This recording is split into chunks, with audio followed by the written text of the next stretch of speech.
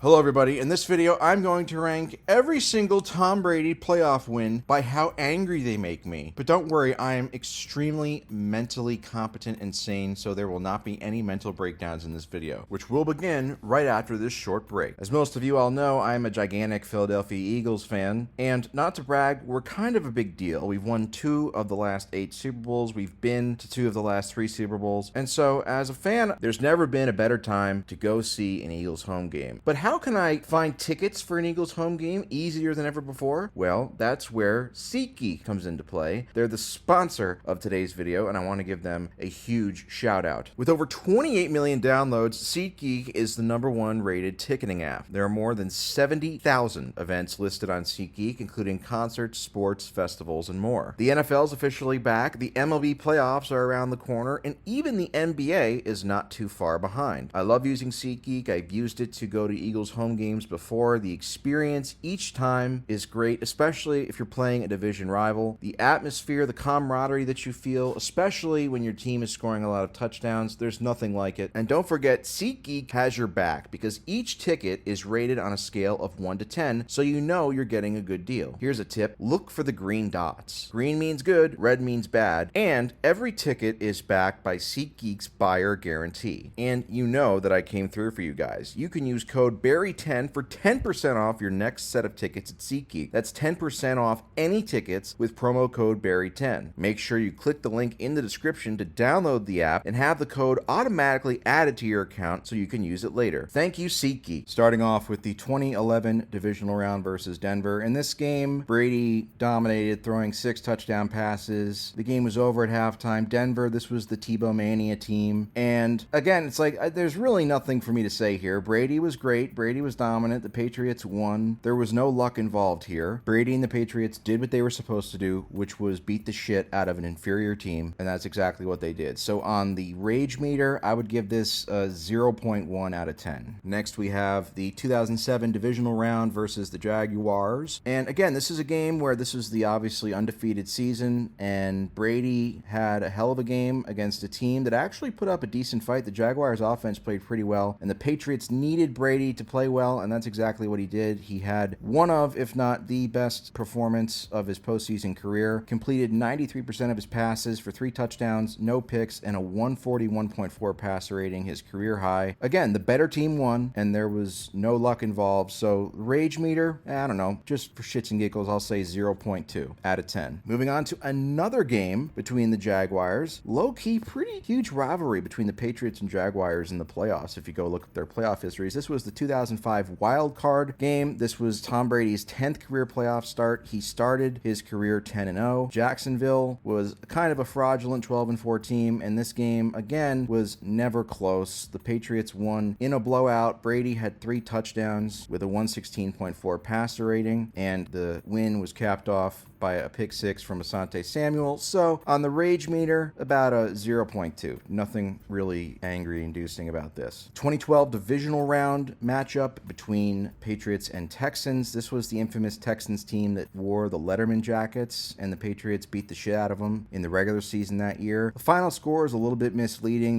The Texans scored a couple low leverage garbage time touchdowns. Patriots were in control for most of the game. Brady had a great game, throwing for 344 yards, 3 scores, and a 115 passer rating. Although, again, some of his completions and touchdowns were a little bit cheap, but hey, you know, that's what he was able to do. So, got to give him credit. Rage meter, 0.3 out of 10. The 2021 wild card round versus Philadelphia. This was Tom Brady's last career win, and as an Eagles fan, it was very, very annoying. It was a blowout. The Eagles were down 31-0 at one point. Brady had great numbers, completed 78% of his passes, had a 115.2 passer rating. Not much more to say about this, except ever since this game, the Eagles have become probably the second best team in the league behind the Chiefs. So all you haters can suck my balls. Rage meter, I'll give this a 0.9 out of 10 just because my favorite team was on the losing end. 2017 divisional round versus the Titans. Boy, oh boy, did Brady throw the ball short a lot in this game. One of the most infuriating games to watch he's ever played because he was throwing checkdowns all game and they still couldn't stop it. and the game was never really in doubt. Tennessee scored first to go up 7-0, and then the Patriots scored 35 unanswered. Brady finished with 337 yards, 3 touchdowns, and no picks before the Titans scored a garbage time touchdown to make the final score somewhat more respectable. I'd say the rage meter is about, I'll give it a 1 out of 10 just because the checkdowns are annoying. 2006 wild card round versus the Jets. This game was actually sneaky competitive for a bit. It was only a 7-point game at halftime and also a 7-point game early in the fourth quarter before Brady threw a touchdown and Asante Samuel once again expanded the lead with a pick 6 to reach the final score. Brady, not overwhelming numbers, but very efficient. Patriots were heavily favored in this game at home, and they did their job. There was really no flukiness involved in this, so the rage meter,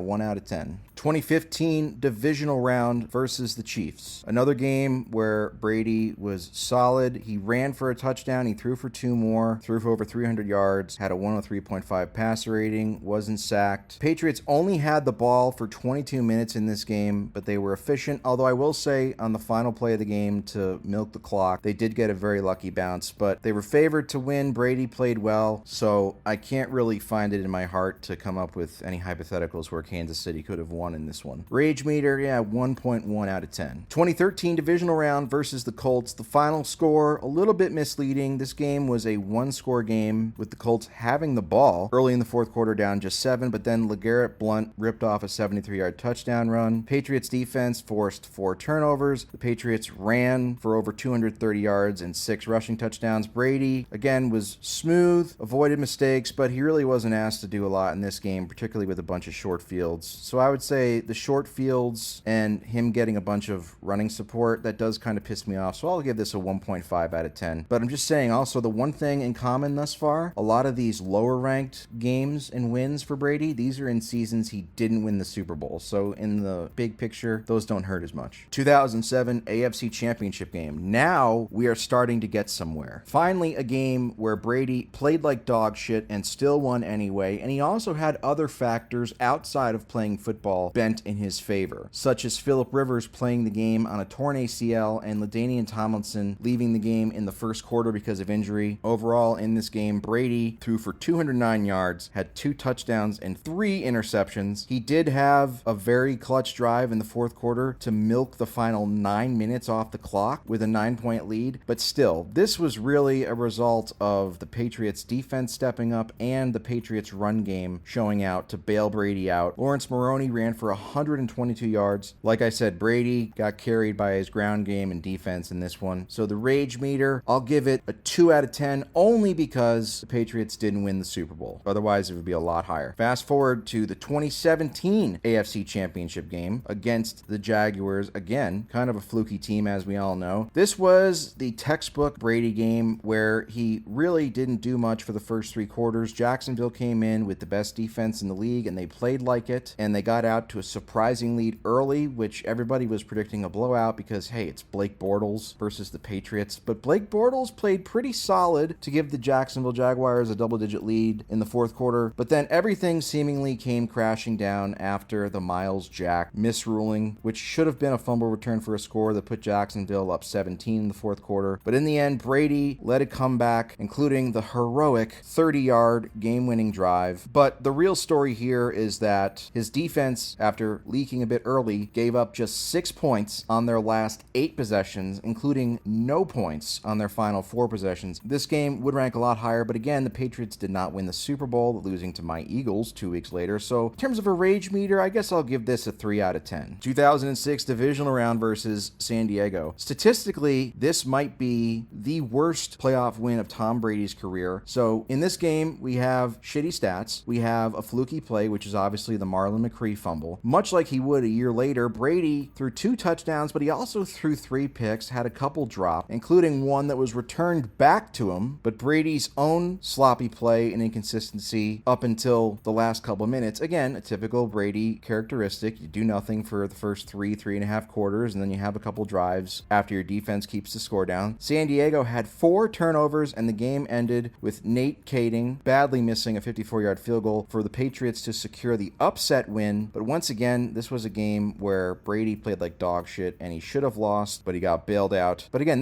in this year, 2006, the Patriots didn't even make the Super Bowl. So my rage meter, I'll give it a 3.5 out of 10. 2011 AFC Championship game versus Baltimore. Spoiler alert, this is the highest rated win for Brady that came in a year he didn't win the Super Bowl. As you might have guessed, Brady was very bad in this game. He threw no touchdowns, although he did run for a score. So he had 1 total touchdown and 2 interceptions with a 57.5 passer rating. He was horrible in the fourth quarter. The Ravens had multiple opportunities to win late. This game is most famous for the final 30 or so seconds when Joe Flacco, who outplayed Brady in this game, threw an absolute dot to Lee Evans for the game-winning touchdown with 27 seconds left, but Lee Evans had it knocked out of his hands. And then, at the very least, the game should have gone into overtime, but Billy Cundiff whiffed badly on a 32-yard field goal, which sent the Patriots to the Super Bowl, a game that they lost versus the Giants. This was a mixture of Brady's defense once again coming up clutch in the fourth quarter to bail him out, and his opponent just choking. So the rage meter, I'll give it a 4 out of 10, because it's still bullshit that he won, even if he didn't end the season with a ring. Now we get to the Super Bowl winning years, and the least rage-inducing Super Bowl year win for Brady is ironically probably the most rage-inducing win he ever had, which is the Deflategate game, and just so many dinking and dunking.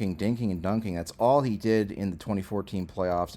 It's beyond frustrating that no team could stop it, but especially not the Colts. This was a brutal ass kicking, just a total complete ass kicking. You know, when you lose by 40 points, you can't blame it on the footballs. I'm sorry. But still, it's a great example of the Patriots being cheaters and trying to get away with it. And I don't really give a shit about any of your fucking Wells report or any scientific shit. We all know they cheated, and we all know they tried to do it. If it didn't work, if it didn't have any effect, they wouldn't keep doing it. Just remember that. But either way, yeah, this was a no-doubter. So, rage, I don't know, 5 out of 10. I don't really think that much about this game, to be honest with you. 2004 divisional round, also against the Colts. One of the most game managery wins in Brady's playoff career. He threw for just 144 yards and a touchdown. He had just 115 net yards passing. He did run for a score, but the big story here is that his defense shut down and held a historic offense to just 3 points. This was the year that Peyton threw 49 touchdowns, and the Colts had the best offense in the league, but New England's defense completely destroyed them. Patriots also ran for over 200 yards, so Brady was really just asked to hand the ball off a lot to Corey Dillon and watch his defense shut down a historic offense. Wouldn't be the last time that happened either. A great example this game was of how important Belichick was to the Patriots dynasty. My rage meter, I'll give it a 5.5 out of 10. 2016 AFC Championship game versus the Steelers. We all know that throughout his career, Tom Brady owned the Steelers. It's one of the few teams that he actually lived up to his GOAT reputation against, meaning not only did he beat them frequently, but his production against them was actually really great. Although the film isn't quite as impressive as the numbers. Brady's final stats in this game were off the charts: 384 yards, 3 touchdowns, no picks. The Patriots won 36-17 very easily. It's just annoying watching these clips and seeing how much time Brady has to throw. I mean, it's fucking ridiculous. How much luck can one guy have? Well, not that much luck in this game because it was a decisive blowout, but still, I mean, this is pathetic. My rage meter, I'll give it a 6 out of 10. Rewinding 12 years earlier to the 2004 AFC Championship game versus the same Steelers franchise, and the results were more of the same. The final score was only a 14-point game, but that was aided in part by a garbage time touchdown from the Steelers. This was a blowout. Brady, not a lot of volume, but super high efficiency, averaged nearly 10 yards per attempt through 2 scores, had a 130.5 rating. Deion Branch had a big game overall, while the Patriots defense forced 4 turnovers, including an 87-yard pick 6 by Rodney Harrison just before halftime to expand the lead to 21. And really, for most of the game, the Patriots were in control. So there was no one particular play or fluky thing that happened. This is actually one of the more impressive wins that Brady ever had and the Patriots ever had. But still, it's annoying because they were on the road and Brady was able to kind of be a game manager and not really have to do much, and Ben Roethlisberger crapped his pants. This is the worst thing Ben Roethlisberger ever did, was losing this game. Unforgivable. Rage meter, I'll give it a 6.3 out of 10. 2018 divisional round versus the LA Chargers. Statistically, Brady had a phenomenal game. 343 yards, a touchdown, 106.5 passer rating. Patriots offense was hyper efficient, and the final score wasn't nearly as close as it looked, as the Chargers scored a couple garbage time touchdowns. But the reason this game ranks so highly for me is because all Tom Brady did was throw fucking checkdowns. This game happened recently enough to where we actually have the advanced stats for it. And in this game, on 44 pass attempts, Tom Brady, his average pass attempt, not completion, his average pass attempt was 4 yards in the air. And the Chargers still couldn't stop it. It was so goddamn frustrating to watch. Over 63% of Brady's passing yards were after the catch. And as if that wasn't enough, the Chargers also couldn't stop the run. They let Sony Michel turn into fucking Earl Campbell, giving up 129 yards rushing and 3 touchdowns to him. It was very, very sad. I mean,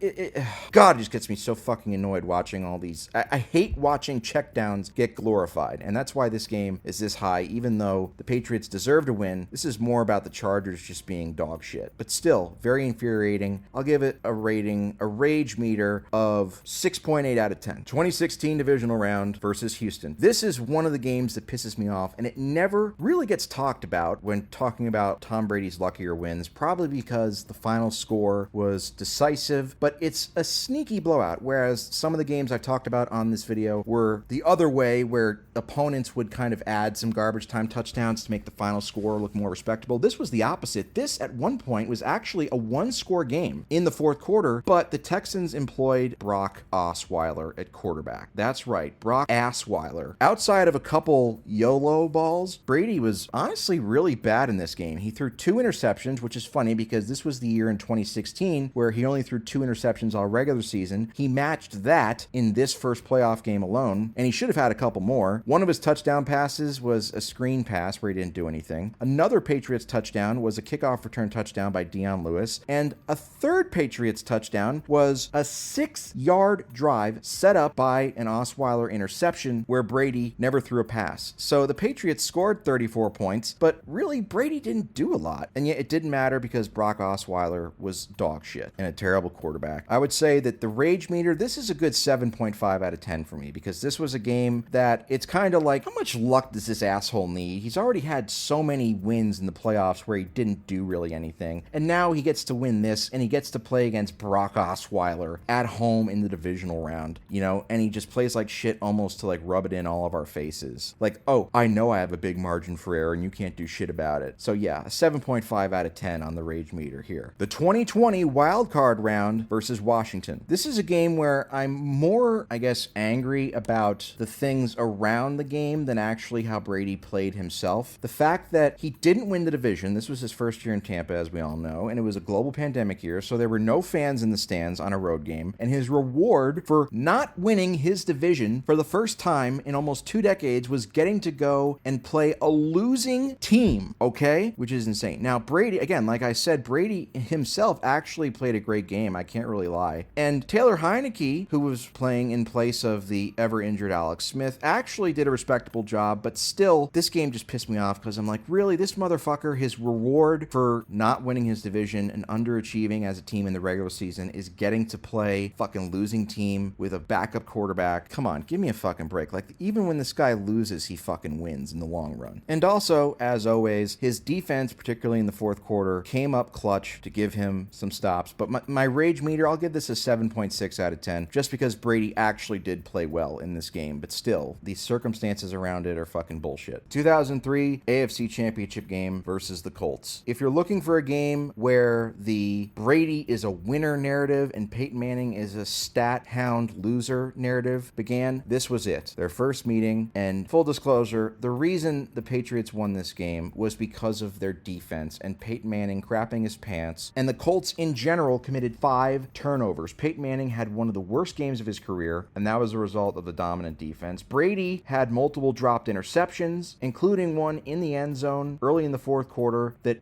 could have put the game away for good, but instead it kept the Colts in it for a little while longer. Patriots also benefited from a safety. They only scored 1 touchdown all game. Antoine Smith, Patriots running back, who exactly had a 100-yard game. So Brady was just there managing the game, trying not to lose it, while his defense shut down the best offense in the league, and a quarterback who in the previous 2 games had probably the greatest 2-game stretch ever. I'm talking about Peyton in the first 2 games of the 2003 playoffs. That shit came to a screeching halt. As we all remember, Ty Law individually picked off Peyton 3 times. But again, this this was another game where whenever you hear people say, oh, Brady didn't need Belichick, blah, blah, blah, this is one of those games you can point at and say, this is a game that they won because of the defense. They won this game because of the defense, and Brady was mediocre at best. And, unfortunately, it led to another Super Bowl win. So for the rage meter, I'll say this is a solid 8 out of 10, because this is another game where it's kind of like, why does this asshole get to benefit from such great defenses all the time? 2014 divisional round versus the Ravens. Statistically, Brady played a great game. The Patriots' run game was non-existent, although there is a bit of a caveat there, because their passing game was the running game. Brady had so many fucking check down passes, as you can tell, and it just was terrible football. He also had a bad interception before halftime, which led to the Ravens going up by 7. This game might be most remembered for the Julian Edelman touchdown pass to Danny Amendola. The Patriots came back from 2 14-point deficits. Brady also ran for a score early in the game, and credit where credit's due, Brady had an amazing throw to Brandon LaFell, a clutch throw to give the Patriots a 4-point lead with 5 minutes left. This is a game where, even though I hated Brady's style of play, he did come through, and the defense didn't show up, but Brady came through, and the offense came through for the Patriots and did just enough to win. But still, it infuriates me that this dinking and dunking shit that he did for most of his career, but particularly in the 2004 postseason, wasn't stopped. So I give this an 8.4 out of 10 on the rage scale. Super Bowl 38 versus the Panthers. Finally, we get to a Super Bowl win for Brady, and the reason why this is the quote-unquote least anger-inducing win of his is because personally, I think this might be his best Super Bowl performance, both statistically and from the aspect that his defense actually underachieved in this game. The Patriots in 2003, their defense was dominant and the reason that they got to the Super Bowl, but in the Super Bowl itself, although the Patriots defense started great, they did end up breaking a bit in the fourth quarter, especially after Rodney Harrison went out. Brady also actually completed some deep passes in this game. He also missed a couple wide open guys. He had a couple dropped interceptions, but he threw for 3 touchdown passes. He had a bad end zone interception in the fourth quarter, which helped the Panthers take the lead in the first place. That's kind of the whole Brady conundrum, is that if he had just done his job in the first place and thrown a touchdown and given the Patriots a double-digit lead in the fourth quarter, they wouldn't have needed a clutch drive. But that leads me to the most anger-inducing point of this game, which is the final kickoff between John Casey after the Panthers tied it at 29 with a minute left, giving Brady the ball at the 40-yard line. He only had to go 37 yards, and to his credit, he made the throws, but it was up to Vinatieri once again. So again, it's just another example of, even in his best games, there was usually some event or some act of God or some fluky thing that went his way that made his job easier, and that's what we saw here in Super Bowl 38. But still, I can't in good conscience say that he was bad in this game, because he wasn't. But still, him winning a Super Bowl, yeah, it pisses me off. So I give it an 8.7 out of 10 on the rage meter. 2001 AFC Championship game versus the Steelers. This is quite literally the playoff game where Tom Brady did the least amount of effort to reach a win. Tom Brady in this game left early with an ankle injury, was replaced by Drew Bledsoe. In his 5 possessions in the game, the Patriots scored 0 points. Overall in the game, he threw for just 115 yards before leaving. But despite all of that, the Patriots still won this game because Troy Brown had a 55-yard punt return. Drew Bledsoe came in and threw a touchdown pass to David Patton, identical to the one Patton would have in the very next game versus the Rams. And they also benefited from a blocked field goal return. Oh yeah, and they forced 4 turnovers defensively to hang on for this 24-17 win. So yes, the next time your favorite quarterback loses a big game where their offense scores any point, you can retort by saying that Tom Brady literally won a championship game where he led his offense to 0 points. This is a 9 out of 10 on the rage meter. Super Bowl 55 versus Kansas City. Oh Jesus, where do I begin with this one? Statistically, let's get this out of the way. Brady statistically had a great game. Completed 72% of his passes, over 200 yards, 3 touchdowns, no picks, a 125.8 passer rating. The team won decisively. That's the only time that ever really happened in Brady's 10 Super Bowl appearances, is they won decisively, which is kind of a mark against him, but whatever. The reason this game is this high is, again, Brady benefited from circumstances out of his control that made his objective of winning the game easier. And again, he also played like a bitch with all these fucking check down passes. He had 72 completed air yards on 21 completions. His average completion was 3.4 yards in the air. And somehow the entire game, he's just standing back in the pocket for 5 hours Powers being able to do whatever he wanted, while on the other side, the Chiefs were without their left tackle. They had a bunch of injuries on the offensive line. Mahomes had to have surgery on his foot, and Mahomes was running for his life the entire game. It was like watching two different sports. Mahomes had several huge throws dropped. I mean, I could keep going on about this. There's so many things, I don't even know where to talk. Even the fact that when the Buccaneers did score their touchdowns, there was usually a massive caveat involved. My favorite was a drive where Brady threw an interception and it got negated because of some shitty call. And then 3 plays later, they went 3 and out and they kicked a field goal. But no, the Chiefs lined up offsides again, which gave the Buccaneers and Brady a third chance on that drive to score a touchdown. And they did. By the way, did I mention that this drive started on Kansas City's 38-yard line? So it took them 3 fucking tries to get a touchdown. Oh, whoop-de-doo.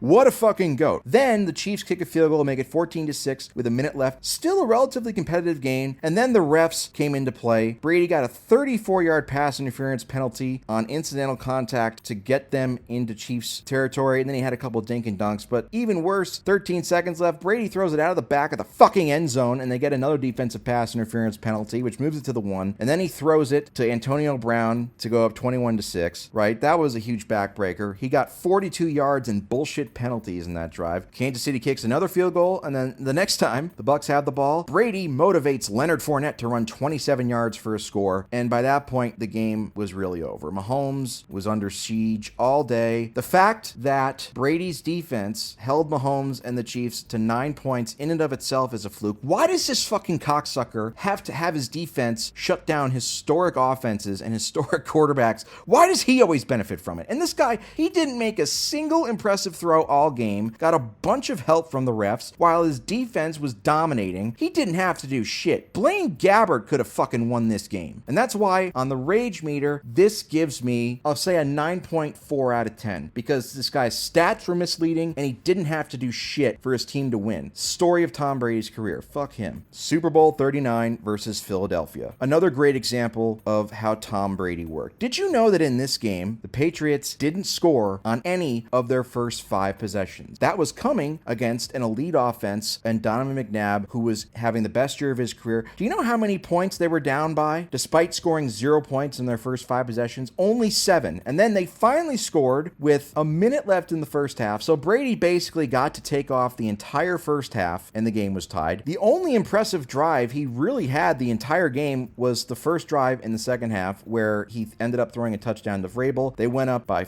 7. The Eagles eventually tied the game again. Here's a stat for you. Tom Brady, in the final 26 minutes of this game, completed 1 pass beyond the line of scrimmage. 1 fucking pass beyond the line of scrimmage. On his quote-unquote game-winning drive, he didn't complete a single pass beyond the line of scrimmage. He just didn't do shit. It's so fucking infuriating. And then, of course, you have the McNabb throwing up angle, where it took him, like 6 hours to score a touchdown, and then that basically ran out most of the clock. Brady also had a terrible goal line fumble in the first half, which, of course, his defense bailed him out of. And his defense also forced 4 turnovers, including 3 interceptions of Donovan McNabb. 10 of the Patriots' 24 points in this game started on drives on Philadelphia's side of the field. So again, Brady was leeching off of short fields, and the fact that this was my favorite team that was on the whipping end of this loss gives it a couple extra points on the rage meter. I understand that Brady, quote-unquote, did his job, but a lot of other quarterbacks also could have done their job in this particular game, which is consisting of throwing a bunch of short checkdowns and passes right at the line of scrimmage. Just a fucking disgrace. I can't believe this asshole won. I mean, Jesus Christ. I don't care how good his stats were. What a disgrace to the game. Rage meter, I'll give it a 9.5 out of 10. Super Bowl 53 versus the Rams. Anybody that tells you that Tom Brady's career wasn't directly connected to a deal with Satan has no idea what they're talking about. And his 2 Super Bowls versus the Rams are great examples of that. This is the second Super Bowl win that Tom Brady won, where he only scored 13 points, as I'm sure a lot of you who follow me know. He's the only quarterback to ever win a Super Bowl, leading his offense to 13 points or less, and he's done it twice, both against the Rams, both on the same date, 17 years apart, and both against Rams teams that had elite offenses, first the Greatest Show on Turf, and then the McVay Rams in 2018, who scored both in 01 and 2018. The Rams offenses scored over 500 points in the regular season, and in this case, all they could do is score 3 fucking points. Again, what has this asshole done to benefit from so many dominant defensive performances? Jesus H. H. Christ. I mean, it's fucking ridiculous. And Brady's numbers weren't even that good. He had no touchdown passes. He had one interception. His passer rating was 71.4. He had like one good throw, which was in the fourth quarter to Gronk. This was literally a 3-3 game in the fourth quarter. If the Rams had just been even average, shit, if they had just been even below average instead of historically terrible, they probably win this game. And by the way, the Rams probably shouldn't have even been in this game in the first place. It should have been the Breeze Saints, right? But they got fucked out of the call in the NFC Championship game. So for all of Drew Brees' faults, I know for a fact he's scoring more than 3 points in this game, telling it. So either way, so again, another example of Brady being complete elephant shit and winning a Super Bowl and then having to listen to why he's the GOAT afterwards. It just makes me fucking puke. Fuck him. On the rage meter, this is a 9.6 out of 10 for me. 2020 divisional round versus New Orleans. Remember like 15 seconds ago when I said that Drew Brees would never play like dog shit against Tom Brady? Well, I actually take it back because that's what literally happened in this game. Brady didn't even throw for 200 yards. He had 2 touchdown passes, both of which came on drives starting on New Orleans' side of the field. In fact, in this game, the Buccaneers scored 3 touchdowns, and those 3 drives combined were for 63 yards. They had a 3-yard touchdown drive, a 20-yard touchdown drive, and a 40-yard touchdown drive. What does that mean? That means that whenever he was forced to go for a long field and not get comically short fields to make his job ridiculously easy, he couldn't do shit but field goals and dropped interceptions and punts. And still, despite Drew Brees, this would be his last game ever, despite Brees being completely washed and having no arm strength left, the Saints were still up by 7 with the ball in the third quarter, but then of course Brady willed Jared Cook to fumble the ball back to the Buccaneers. Oh wow, this is just fucking embarrassing. Overall, the Saints had 4 turnovers in this game, including 3 interceptions from Drew Brees, 2 of which came in the fourth quarter. This was quite literally one of the worst games of Drew Brees' career, and it all benefited Tom Brady. This motherfucker cannot stop getting bailed out. It's insane. It fucking pisses me off all these years later, and it will always piss me off because him winning in Tampa has basically ruined discourse, NFL discourse that is, forever, and people just want to give him all the credit when really his defense deserves the bulk of the credit for giving him and his offense a bunch of short fields in the 2020 postseason. A loaded offense, by the way, and he still couldn't score when he had to actually be a grown-up and score on long drives. Oh, and by the way, we can't forget about him throwing a blatantly dropped interception by Marshawn Lattimore on his game-winning drive. Don't forget about that. I haven't forgotten about it. This is a 9.6 out of 10 on the rage meter. Super Bowl 36 versus the Rams. If you heard my recap or rant about Super Bowl 53, then you've basically heard my rant about Super Bowl 36, because they're essentially the same game, albeit with some slight differences. Instead of 13 points, the Patriots scored 20 points because Brady willed Ty Law to pick 6 Kurt Warner, a play where there was no hands to the face penalty called, so it shouldn't have even counted. Like I said before, Brady led his offense to just 13 points. The one touchdown drive he did lead before halftime came on you guessed it, a short field, and by short field, for the record, I mean it started on the Rams' side of the field. In this game, Brady did not convert a single third down. Not a single third down. He finished the game with 145 yards passing and a touchdown, 86.5 rating. And although the Rams' offense finally started to click a little bit in the fourth quarter, they still scored 17 points. This was the best offense in the league. This is the greatest show on turf, and they only scored 17 points, and yet all Brady did on the final drive was have a couple dink and dunk throws to set up Vinatieri with a 48-yard field goal, not a chip shot, by the way, and Vinatieri, of course, nailed it. And also, Brady also got away with a intentional grounding on the final drive, too, and he got Super Bowl MVP for doing the absolute bare minimum. Just a fucking disgrace. It's so fucking disgraceful, and this was his first Super Bowl win, and this was a sign of things to come and why the NFL would be so terrible over the next 20 plus years watching this fucking fraud get bailed out. This is a 9.7 out of 10 on the rage meter for me. 2003 divisional round versus Tennessee. Remember when I talked about how Brady benefited from his defenses shutting down great players? Well, not only in the 2003 playoffs did Brady's defense shut down Peyton Manning, who won co-MVP, they also stopped Steve McNair the week before, and guess what? Steve McNair, although not a Hall of Famer, was a very good player and a great player in 2003, and also won co-MVP. Brady, in this game, started off fast, throwing a long touchdown early, but then his defense basically did the rest. The Patriots on their final 7 drives of the game scored 3 points, okay? 3 fucking points, while holding the Titans and the co-MVP of the league to just 14 points the entire game. Brady did have a game-winning drive in this game. You know how many yards that game-winning drive was? 13. That's right, a 13-yard game-winning drive that started on Tennessee's 40-yard line. Holy fucking shit. Brady also had a couple dropped interceptions, and the most bonkers stat here is after a great first quarter, over the final 3 quarters of this game, which was a closely contested game, this was not a blowout, Tom Brady threw 49 yards on 25 pass attempts in the final 3 quarters of the game. That's under 2 yards per attempt in a close game in the final 3 quarters, and he got away with it. Jesus fucking Christ. And if that wasn't enough, the Titans also had a blocked field goal that would have given them another 3 points. And then the cherry on top of this shit Sunday is the final drive where the Titans got fucked with a bad offensive holding call. And then on the final offensive play of the game, McNair threw up a lollipop for Drew Bennett, who was deep in Patriots territory, and he dropped it. Unfucking believable. And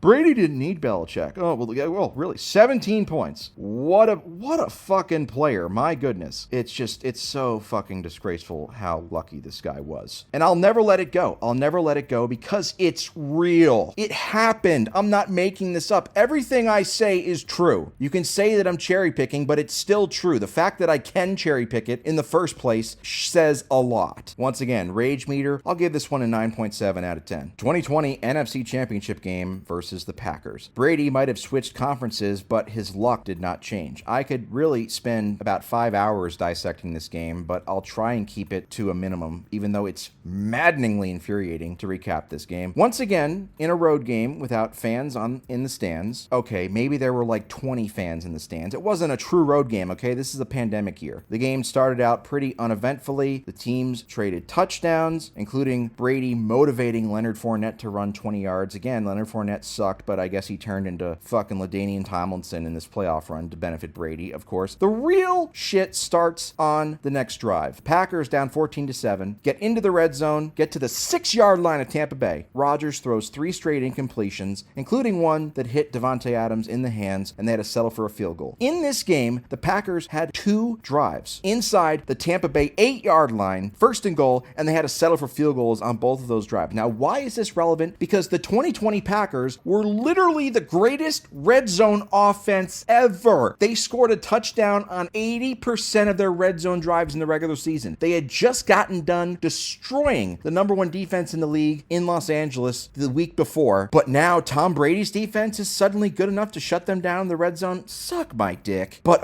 it gets better. After a punt with 2 minutes left, Packers down 4 with the ball. They're going to get the ball to start the second half too. Maybe double dip. Rodgers gets sacked, and then Rodgers throws an interception on a blatant holding penalty that's not called on Sean Murphy-Bunting, which gives the Buccaneers field position around midfield. But it gets better. Not only did the drive end with a fucking Hail Mary touchdown pass for some reason where the Packers weren't playing prevent defense, the part that everybody forgets about is that several plays before, Brady just threw a fucking pop-up into the air and it went right through the defender's hands. What the fuck? Then you had the Hail Mary. So now Green Bay's down by 11. To start the second half, guess what? The Packers, they don't go 3 and out. They have a fucking fumble from Aaron Jones, which sets up the Buccaneers with you guessed it, an 8-yard drive where Brady had the single easiest touchdown pass ever made on a play action to Cameron Brate to go up by 18. But then it gets even worse. The Packers would actually fight back, scoring a touchdown to make it an 11-point game. Then Brady throws an interception. Then the Packers score again to make it a 5-point game going into the fourth quarter. Holy shit, this game's up for grabs. But this is where Brady always excels, right? Nope, Brady throws another interception. What do the Packers do with the number 1 offense in the league at home with the league MVP? They go 3 and out. Brady then throws his 3rd interception of the second half on the 3rd consecutive drive. Packers, again, down 5, best offense in the league at home. What do? They go 3 and out. Finally, Tampa does something on the next drive, which was largely set up by a 29-yard screen pass to Gronk, so Brady really did nothing. They settled for a field goal, which of course the kicker made, to make it an 8-point game, and then we all know the ending here. Rodgers finally started to drive the Packers down the field into the red zone, and they had to settle for a field goal. But again, there was still more bullshit. On 3rd and 4, to seal the game, Brady throws and airmails a pass that's not even close to his receiver, and what does he get? A defensive pass interference penalty that they weren't weren't calling earlier in the game against the Buccaneers, but when it benefited them late in the game on the biggest down of the game, of course they got it. Fuck Tom Brady. He won this game throwing 3 interceptions. That's the 3rd playoff game he won throwing 3 interceptions. It's the 2nd conference championship game he won throwing 3 interceptions. This motherfucker was just born with a horseshoe stuck up his ass. It's unbelievable. His defense bailed him out big time. I mean, Jesus Christ. And then, again, we had to hear how amazing he was. Fuck Tom Brady. And also fuck the Packers and Aaron Rodgers for not being able to come back in this game. My rage meter on this is a 9.8 out of 10. 2018 AFC Championship versus Kansas City. Oh boy, what do I make of this game? Brady, the good, he threw for over 348 yards, he threw for a touchdown, and he led his offense to 37 points. So he can't really be blamed for his team winning. He can't be blamed for having a bad game, can he? Oh yes, he can. First off, the Patriots' run game was dominant. Sony Michel, again, ran for over 100 yards and 2 scores. Rex Burkhead had 2 scores. In total, the Patriots ran for nearly 180 yards, but that's a minor story. The 2018 Chiefs had the best offense in the league again, and they got shut out in the first half, which gave the Patriots a 14-0 lead. And in that first half, Brady had a terrible end zone interception, which could have given the Patriots an even bigger lead, but we all know Tom Brady. He has to keep the game close so he can get called clutch, even though if he had performed at a higher level earlier in the game, he wouldn't have needed a game-winning drive, but that's just how he rolls. Anyway, the game did pick up in the second half. The Chiefs offense got going, and going into the fourth quarter, it was a 10-point Patriots lead, 17-7. The Chiefs cut that to 17-14. The two teams exchanged possessions without points. Then Brady threw his second interception of the game off of Julian Edelman's hands. A couple plays later, the Chiefs scored another touchdown to take the lead. The next drive was a comedy of bullshit because Brady benefited from the worst roughing the passer penalty ever on 2nd and 7 on an incomplete pass that would have made it 3rd and 7. By the way, did I mention that the Chiefs defense was the 28th ranked defense in the league? They were literally a bottom 5 defense. That's who Brady got to play against in this conference championship game, whereas Mahomes was going up against a very good defense. But either way, later on in that drive, 3rd and 8, Brady throws a shitty pass, and Chris Hogan, one of his no weapons, makes an incredible one-handed stab, which honestly looked like an incompletion, but it was reviewed and considered a catch. And then the Patriots ended up scoring a touchdown on a 10-yard touchdown run by Sony Michel to take back the lead with 3.5 minutes left. But then Mahomes once again led the Chiefs down the field to retake the lead with 2 minutes left to go up 28-24. And then we had the moment of truth. After quickly getting his team into Kansas City territory, on 3rd and 10 from the Kansas City 34, down 4 with a minute left, Tom Brady threw an interception. He overthrew Rob Gronkowski, and it was intercepted. But guess what? D fucking Ford lined up offsides, negating it. Now, people will say, Brady dick riders will say, oh, you know, Brady knew that it was a free play. If Brady knew it was a free play and he knew there was a flag on the play, why the fuck would he throw a screen pass on 3rd and 10? Get real. He got fucking bailed out big time. Imagine if, for example, on Peyton Manning's pick 6 to Tracy Porter in Super Bowl 44, that it got called back because of one of the Saints defensive ends lining up by a foot and it didn't have any impact on the play. Would you consider that a lucky play? Yes, you fucking would. And of course, that's what happened in this massive situation, this super high leverage moment. Brady got away with throwing his 3rd interception of the game and a season-losing turnover. But in typical Brady fashion, once he got this second chance, he turned into the Terminator. The game eventually went into overtime, where the Patriots, of course, won the coin toss. Brady converted 3 3rd and 10s, and Rex Burkhead scored the game-winning touchdown to win 37-31. Another game where Brady got bailed out and should have lost, and we have to all pretend like we didn't see it happen, and it happened, and we have to pretend like he was amazing in this game because his fans will pull out, you know, EPA or DVOA or some other advanced fucking bullshit. We all saw him throw that season-losing interception and got bailed out like the fucking piece of shit that he is. This is a 9.8 out of 10 on my rage meter. 2001 divisional round versus Oakland. Tom Brady's first ever playoff game would be a perfect omen for the rest of his career. Not only did he play like shit and throw a bunch of screen passes, and not only did his defense shut down a dominant offense, but he also got away with a season-ending turnover. You all know what I'm talking about. The Tuck rule. That's right. That's really what this game comes down to. And I don't really have a lot of ad-libbing other than that. Simply put, down 13-10 with under 2 minutes left, Brady fumbled the ball to lose the game and end the season. But oh wait, here's some obscure rule, right, that fucking saves him. It's complete bullshit. And then, but by the way, the game still wasn't over though. The Raiders still had a chance to win. But guess what happens? Then Adam Vinatieri makes the single greatest field goal ever in a fucking fucking blizzard from 45 yards away to send the game into overtime, where, of course, the Patriots won the overtime coin toss. Do you think Aaron Rodgers is jealous of that? And then, after some screen passes, Vinatieri kicked the game-winning field goal in Brady's first playoff win, which set off a terrible chain of events for the next 21 seasons in the NFL. This is a 9.8 out of 10 on the rage meter. Now we get to the top two. Super Bowl 49 versus Seattle. That's right, Malcolm Butler. Tom Brady, after benefiting from multiple examples of his defense shutting down historic offenses and shutting down great Hall of Fame quarterbacks more than any other great or top quarterback has ever gotten. Plenty of examples of that. He also benefited from the single greatest defensive play in the history of the NFL, and maybe in sports history, when Malcolm Butler intercepted Russell Wilson on the 1-yard line. But there's more to this game than just that final play, as impactful as it was. The good here is that Brady threw 4 touchdown passes. The bad, and there's a lot of it, is that Brady threw 2 interceptions and was dog shit in the first 3 periods of the game. He threw for 328 yards, but his average yard per completion was just 3.6 yards in the air. 3.6.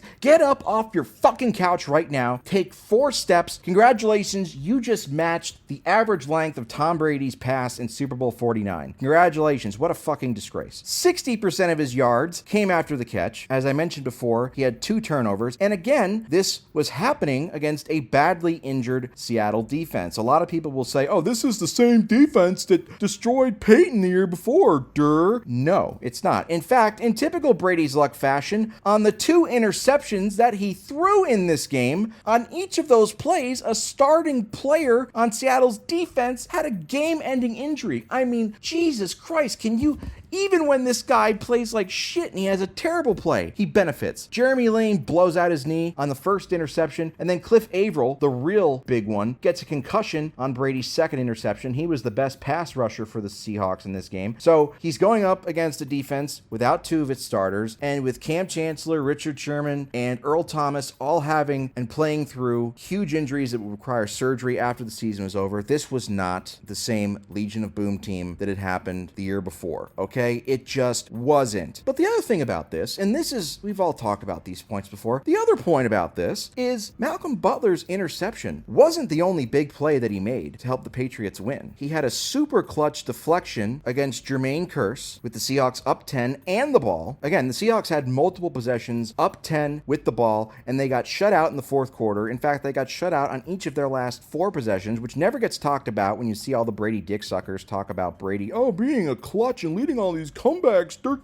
Yeah, it helps when your defense completely shuts down the other team and has the greatest defensive play of all time, just in my opinion. But also the play that never gets talked about. 8 minutes left, 1st and 10, Seattle 3-point lead with the ball. In the fourth quarter, Russell Wilson drops back to pass, throws it for Ricardo Lockett. Malcolm Butler blatantly trips Ricardo Lockett on what could have been and should have been and probably would have been a massive gain or potentially even a touchdown, and there's no flag. No flag at all. No flag, and the Seahawks go 3 and out, and then Brady eventually dinks and dunks his way to the game-winning drive before the final drive of the game, as we all know it. So Brady dinked and dunked through several interceptions, benefited from the greatest defensive play ever, got to play against a badly injured defense. His defense also shut out his opponent in the fourth quarter. Brady didn't do anything the first 3 quarters, and he still got called the GOAT for all of these things. It's fucking disgraceful. My rage meter here is a 9.9 out of 10, but for as rage-inducing as it was, it still isn't as anger-inducing as number 1 on my list, and I think you can guess what that is. And you're right, it's Super Bowl 51 versus the Falcons. Where do I start? I mean, I could spend about 50 hours on this game. We're already running a little bit long when it comes to the minutes in this game, but you all know the story. 28-3. The Falcons blew a 28-3 lead in the final 20 minutes of the game without giving up an onside kick, which is nearly impossible, but Jesus Christ, by way, when Tom Brady and his devil magic are on the other side of the field, anything is possible. Let's start here, okay? The Patriots, once again, like they did in every Super Bowl with Brady, did absolutely nothing in the first quarter. They went scoreless on their first 5 possessions, with the Falcons up 14-0, and then Brady had a horrific 82-yard pick 6, which gave the Falcons a 21-0 lead, but the Patriots would score a field goal just before half to make it 21-3, but even on that drive, we saw Brady's luck in a effect, where he threw back to pass on 2nd and 7 with 2 minutes left, got his arm hit, the ball pops up into the air for anybody to grab, and of course Martellus Bennett, a douchebag in his own right, comes down with it instead of it being intercepted. Turns out those 3 points would end up being very, very important. The teams exchanged punts to begin the second half. The Falcons then went up 28-3 with 8.5 minutes left in the third. By the way, did I mention that the Falcons were the 27th ranked defense while the Patriots had the 2nd ranked defense? Okay. Once again, Brady benefiting from having to play against a shit defense in a championship game or a Super Bowl. Never gets talked about. So yeah, then we have the Patriots down 28-3, and then we know what happens from there. They go on a long drive, which ends in a touchdown to make it 28-9, but they miss the extra point. They try an onside kick. Nobody remembers this, obviously, but they tried an onside kick, and it was recovered by the Falcons, okay? So the Falcons got to start with the ball on New England's 41-yard line. They had the ball 2nd and 1 at New England's 32, up 19. This is one of the greatest offenses ever. They averaged over 34 points a game going into this game, and they got the ball inside the Patriots 32 into field goal range. All you need is one more fucking score, be it a touchdown or a field goal, and they still got called for offensive holding. And then they threw an incompletion. And then Matt Ryan took a sack, and they knocked themselves out of field goal range. Okay, that's one. Okay, that's one. Then on the Patriots' next drive, Brady leads him down the field, but he gets sacked a couple times in the red zone. So the Patriots settle for a field goal to go down 28-12 with 10 minutes left. So what do the Patriots need? They need a short field. They need their defense to do something. So Jesus Christ, wouldn't you know it? Jesus weeping on the cross. Donta Hightower strip sacks Matt Ryan, giving Brady the ball at the Falcons' 25-yard line, and they capitalize on it, scoring a touchdown to make it 28-18. And here's another thing that never gets talked about